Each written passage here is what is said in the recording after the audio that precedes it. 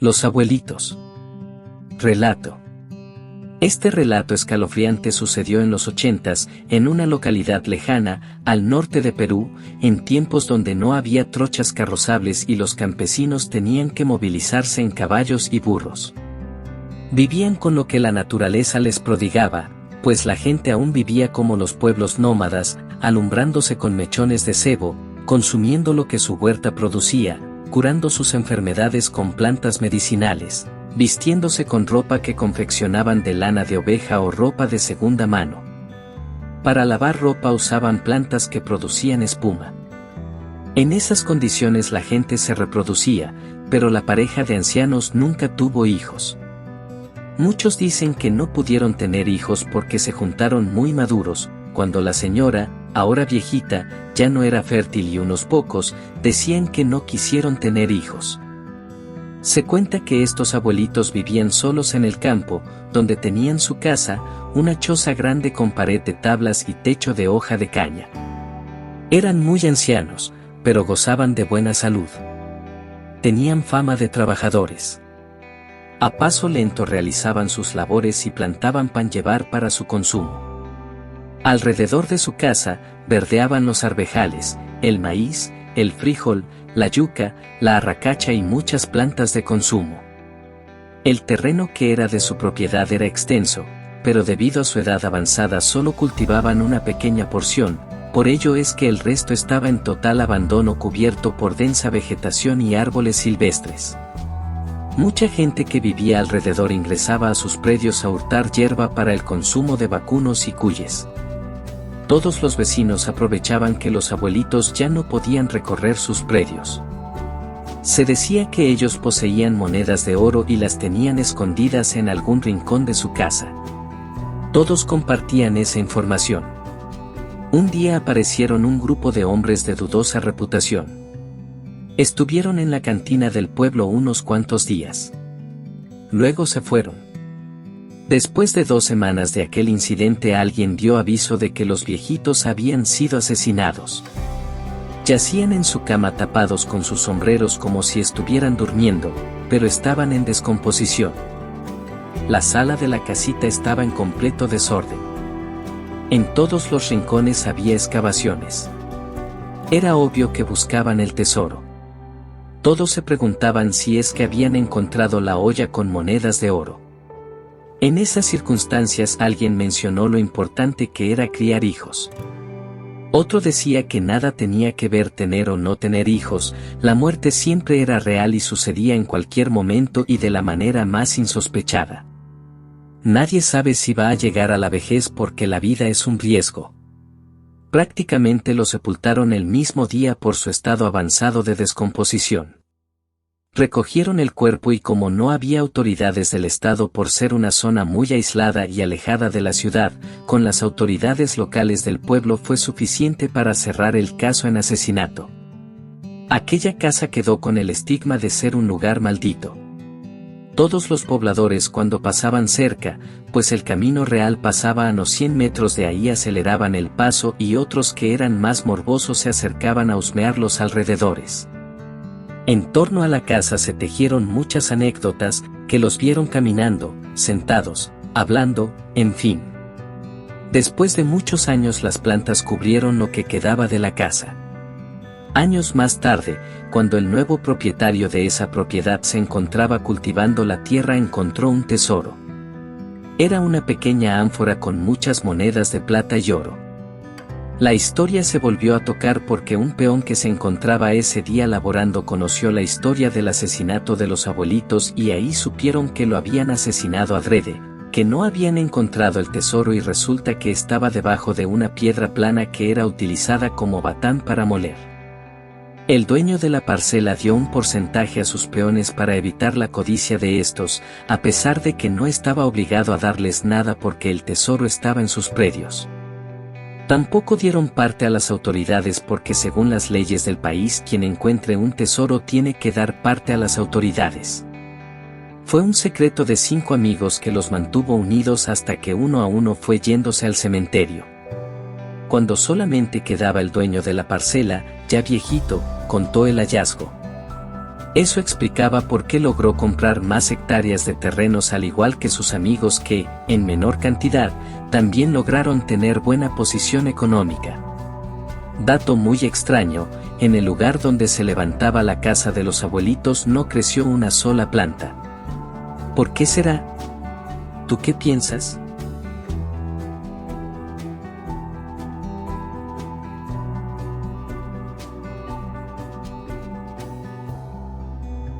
Los estudiantes. Relato. 4 estudiantes, Juan, Pedro, Lisa, Ana y Andrea, estudiantes de 5º año de colegio, acuerdan ir de paseo a una zona muy hermosa que dista a 2 horas del pueblo. Se ponen de acuerdo en que el día del paseo sea sábado. El lugar es conocido por su gran belleza de flora. Hay tanta belleza que da la sensación de estar en un jardín. El día del paseo llega. Cuando arriban al lugar, lo primero que hacen es tomarse fotos y, como lo tenían planeado, hacer un pequeño video donde Ana, experta ya en redes sociales, hace una presentación y cuenta su experiencia en el lugar. Cerca de donde están, hay una pequeña laguna, pero ellos no tienen pensado ir porque no se sienten seguros, ya que no saben nadar, así que se quedan en el lugar de las flores porque está más soleado y confortable. Después de un rato, Pedro avisa que hará de cuerpo no muy lejos, detrás de los arbustos. Le recomiendan enterrar sus escombros. Los demás ríen. Juan avisa que va a recoger moras porque cuando llegaron al lugar las notaron y prometieron recogerlas para disfrutarlas. Después de 15 minutos, Juan regresa, pero Pedro, no. Comen las moras, las cuales están deliciosas. Pasan los minutos y todos se olvidan de Pedro. Su conversación discurre en temas interesantes, propios de su adolescencia y juventud. Nadie se acuerda de Pedro que hasta juegan a las escondidas en los setos. Cerca de la 1 de la tarde, sienten hambre y todos echan mano de la comida que han llevado, pero Pedro no regresa. Empiezan a inquietarse por su ausencia. Continúan tomando fotos y explorando el lugar. El tiempo ha transcurrido entre historias, juegos y demás ocurrencias. Se toman más fotos, pero Pedro no aparece. Son las 4 de la tarde, la hora de regreso. Ante la ausencia de Pedro se preguntan qué ha pasado con él. Ana cree que Pedro se fue a casa por otro lado. Juan es quien refuerza esta hipótesis e insiste en retornar a casa antes de que atardezca más. Lisa y Andrea están muy asustadas y no creen en la hipótesis de Ana y Juan, proponen iniciar la búsqueda por los alrededores. Muchas hipótesis empiezan a tejerse en torno a la ausencia de Pedro. Buscan y buscan sin descanso. El terreno es adecuado para ello, hay mucha hierba, pero apenas les da en las rodillas, así que es fácil localizar cualquier cuerpo caído. Tratan de encontrar barrancos o alguna fuente, pero nada. Hay árboles, más árboles, hierba, alguna fuente, pero nada de la existencia de Pedro. Deciden acercarse a la laguna. Juan se opone y les explica que es inútil acercarse a la laguna porque Pedro fue a hacer sus necesidades al monte. Además, él no tenía problemas de depresión ni nada, ya que en todo aspecto le iba súper bien, por tanto no tenía motivos para querer suicidarse. Es una hipótesis que les exige validar. Pide que se retiren y den parte a la policía para que ellos se encarguen de la búsqueda de Pedro si es que éste no ha regresado a casa. Andrea se extraña con la terquedad de Juan de querer parar la búsqueda, pero luego espanta sus malos pensamientos. Son las 5 de la tarde y les pide regresar y dar parte a la policía del hecho, claro, antes de visitar su casa para corroborar su regreso. Retornan y el camino es silencioso. Nadie tiene ganas de conversar. Están asustados. De todo el grupo, Lisa es la que intenta espantar ese distanciamiento elaborando hipótesis descabelladas, pero solo logra incomodar. Cuando llegan al pueblo se acercan a la casa de Pedro. Los padres están desconcertados porque Pedro no ha regresado. Al contrario, estos se extrañan de que no haya retornado con ellos. Además, les comentan que Pedro está muy bien y que nunca ha sufrido ningún tipo de maltrato. La madre se alarma y, presa de los nervios, corre a la policía. El padre de Pedro, don César, la acompaña. Todos van a la estación de policía y relatan lo ocurrido.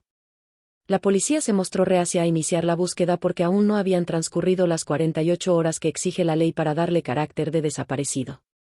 Los padres, después de rabiar, decidieron llamar a sus familiares para iniciar la búsqueda.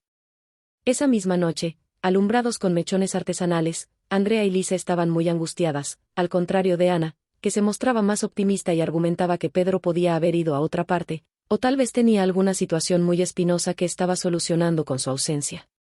Andrea se preguntaba por qué Juan y Ana trataban con tanta frialdad la desaparición de Pedro. Llegó a pensar que ellos tenían algo que ver, pero luego desistió de sus ideas. Descartó a Ana, pero siempre tuvo dudas de Juan y por ahí empezó a indagar sobre este suceso. Recordó que 2 meses antes ambos habían competido por el amor de una chica, la chica de 4º año de secundaria. Al final, ninguno de los dos obtuvo los favores de la chica. Por lo tanto, nadie pudo imaginar que entre ellos exista o nazca odio o cualquier sentimiento de enemistad.